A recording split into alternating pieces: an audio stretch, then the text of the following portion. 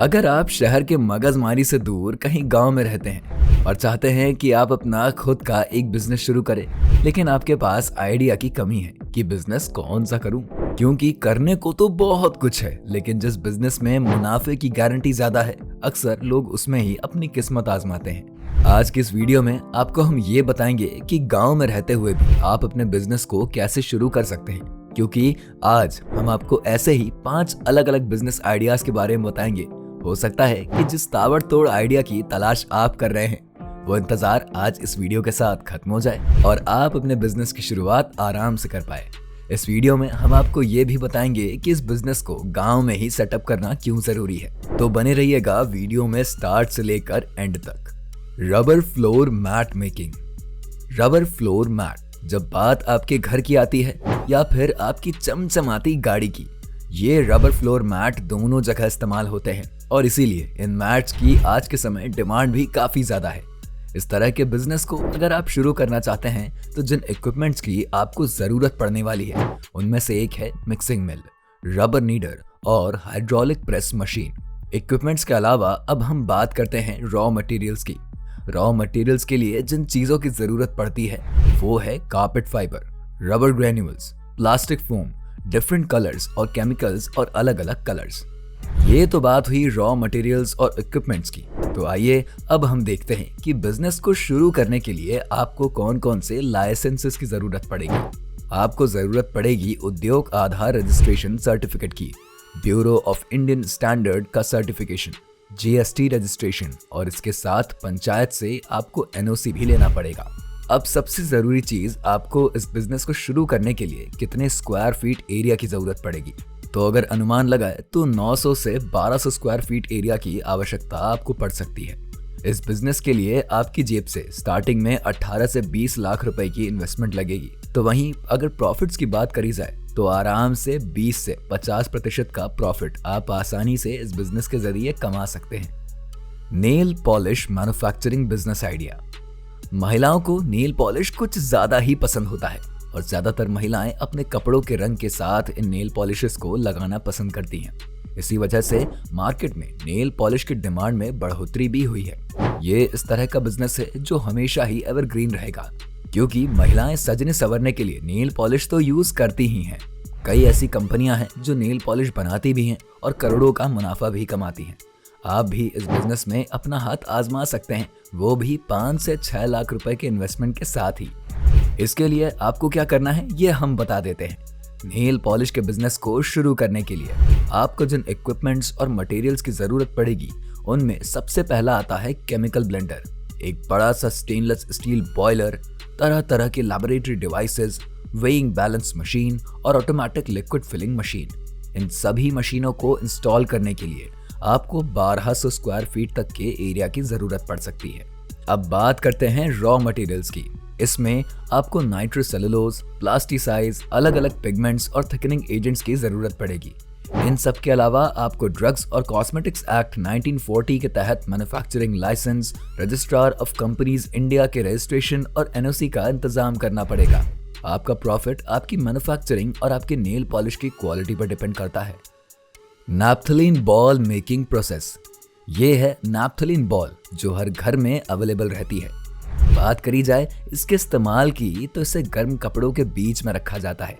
ज्यादातर इन गोलियों को बाथरूम और टॉयलेट में भी रखा जाता है। हम इसे अपने घरों में हमेशा फिनाइल की गोली कहते हैं, लेकिन ज्यादातर लोगों को शायद ये नहीं मालूम कि ये फिनाइल से नहीं बल्कि नैप्थलीन पाउडर से बनाई गोली होती है और इसका ज्यादातर इस्तेमाल बदबू को भगाने के लिए ही किया जाता है। अब ऐसे में तो आपको ये अंदाजा लग ही गया होगा कि इन छोटी छोटी नैप्थलीन बॉल्स की डिमांड कितनी ज्यादा है। तो वहीं बात अगर डिमांड ज्यादा की है तो बिजनेस करने पर फायदा ही फायदा होगा। चलिए अब हम ये देखते हैं कि इस बिजनेस को शुरू करने के लिए रॉ मटेरियल्स, मशीन और कौन कौन से लाइसेंसेस की जरूरत पड़ने वाली है। सबसे पहले तो आपको स्टेट पोल्यूशन कंट्रोल बोर्ड के पास जाकर एनओसी लेना होगा। एनओसी लेने के बाद आपको अपना जीएसटी रजिस्ट्रेशन करवाना होगा। इसके बाद आपको अपनी कंपनी को एमएसएमई के अंतर्गत रजिस्टर करवाना पड़ेगा। अंत में आपको ब्यूरो ऑफ इंडिया स्टैंडर्ड की सर्टिफिकेट भी लेनी पड़ेगी। नैप्थलीन बॉल बनाने के लिए आपको कैंपर प्रेसिंग मशीन की जरूरत पड़ेगी, जिसकी कीमत तकरीबन 50,000 से लेकर 1.5 लाख के बीच में होती है। इसके अलावा आपको कैंपर टैबलेट मेकिंग मशीन की भी जरूरत पड़ेगी। अब बात करते हैं रॉ मटेरियल्स की, जिसमें सबसे इम्पोर्टेंट है नैप्थलीन पाउडर, जिसका दाम मार्केट में 150 रुपए किलो के हिसाब से चलता है। नैप्थलीन पाउडर के अलावा आपको कपूर, तेल और सॉफ्ट स्टोन की भी जरूरत पड़ेगी। ये तो बात हो गई रॉ मटेरियल्स और मशीन की।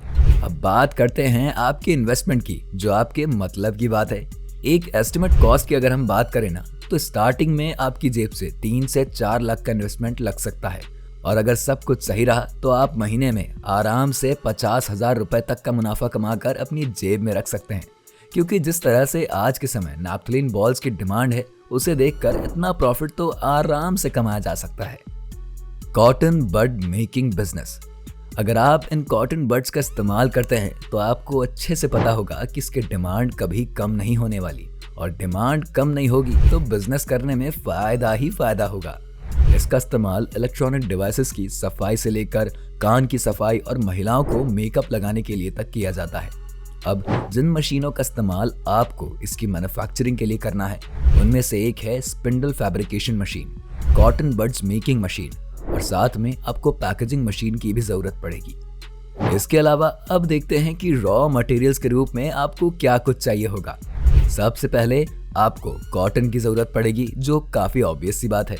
इसके अलावा स्पिंडल, एब्जॉर्बेंट मटेरियल, और जब ये कॉटन बड्स बन जाएंगे तो इसे पैक करने के लिए पैकेजिंग पाउच की भी जरूरत पड़ेगी। इस पूरे मैन्युफैक्चरिंग यूनिट को सेटअप करने के लिए आपको लगभग 400 से 500 स्क्वायर फीट एरिया की जरूरत पड़ेगी, लेकिन ये आपकी नीड और कैपेसिटी पर डिपेंड करता है। आपको कितनी जगह चाहिए अपने प्लांट के लिए, यानी कि आप दिन भर में कितने कॉटन बड्स का उत्पादन करते हैं।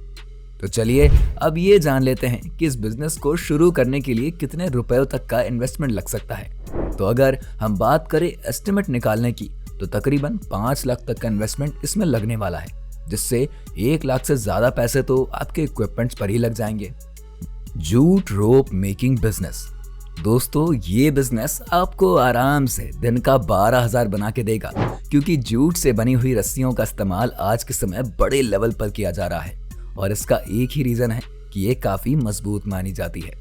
ज्यादातर इस तरह की रस्सियों का इस्तेमाल कंस्ट्रक्शन साइट्स पर किया जाता है, जहां इनकी मदद से बांस और बम्बू को बांधा जाता है।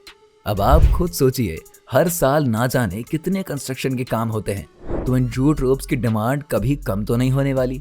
ऐसे में ये एक बेहतर बिजनेस का विकल्प आपके लिए बन सकता है। जूट रोप को बनाने के लिए वेस्ट हो चुके नारियल का इस्तेमाल होता है, और सबसे इंटरेस्टिंग बात तो यह है कि आपको इन नारियल के छिलकों को खरीदने के लिए जरा भी पैसे खर्च करने की जरूरत ही नहीं है। इस बिजनेस को शुरू करने के लिए आपको एक प्लॉट की जरूरत पड़ेगी, जिसके लिए 8 से 9 लाख का खर्चा आएगा। अब इस प्लॉट पर आपको मशीन लगानी होगी, जिसमें शामिल है cleaner machine, blowing machine, defibering machine और कॉयर रोप मेकिंग मशीन। इस प्लांट को स्टैब्लिश करने के लिए आपको लगभग 1000 स्क्वायर फीट जमीन खरीदनी पड़ेगी। आइए अब एक नजर डालते हैं इस बिजनेस के जरिए आप कितना प्रॉफिट कमा सकते हैं। तो एक एस्टिमेट के हिसाब से आप दिन में इन रस्सियों को बेचकर आराम से 12,000 तक कमा सकते हैं, और बात अगर महीने की करी जाए तो आराम से आप 3 से 4 लाख कमा सकते हैं। भाई लोग, हम आपके लिए इतनी मेहनत से इतनी अच्छी वीडियोस लेकर आते हैं, और अगर आप इस तरह की वीडियोस को देखना चाहते हैं ना, तो हमारे चैनल फैक्ट फिक्शन को सब्सक्राइब जरूर कीजिए।